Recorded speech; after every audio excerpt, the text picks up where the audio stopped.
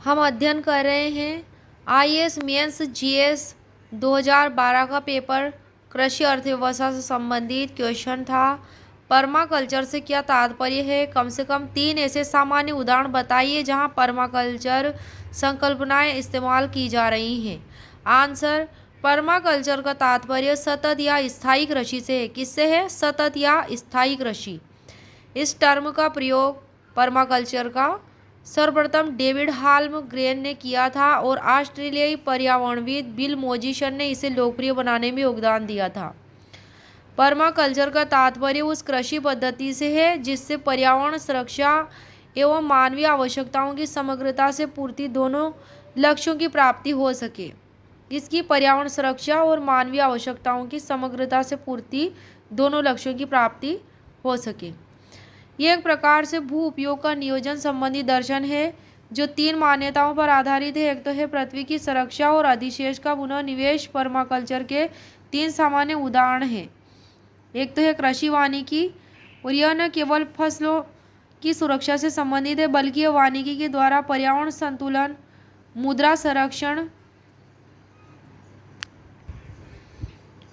फलोत्पादन एवं निर्माण और जलावन ईंधन संबंधी आवश्यकताओं की भी पूर्ति करता है जो सर्वश्रेष्ठ उपयोग है।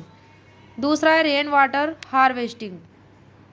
पर्माकल्चर के उदाहरण में एक तो कृषि वानिकी हो गया और दूसरा रेन वाटर हार्वेस्टिंग।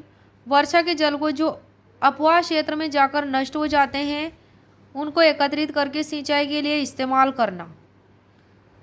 किसको? वर्षा के जल को जो अपवाह क्षेत्र में जाकर नष्ट हो जाते हैं उनमें जो एकत्रित बीज है उनको एकत्रित करके सिंचाई के लिए इस्तेमाल करना। किसको? वर्षा के जल को। वर्षा के जल को अपवाह क्षेत्र में जो नष्ट हो जाते हैं उनको एकत्रित करके सिंचाई के लिए इस्तेमाल करना। इसी प्रकार ऐसे जल को बोरिंग द्वारा भूमि के अंदर जाने दिया जाता है ताकि भूमिगत जल का स्तर बना रह सके। यह तकनीकी क्षरण और बाढ़ नियंत्रण में भी सहायक है।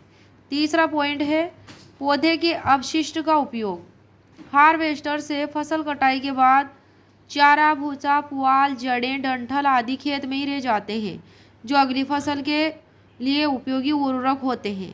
इनमें नाइट्रोजन, फास्फोरस, पोटेशियम जैसे पोषक तत्व होते हैं। इसका उदाहरण धान गेहूं फसल चक्र में धान की कटाई के बाद गेहूं कटाई हेतु जीरो टिल प्रणाली का प्रयोग।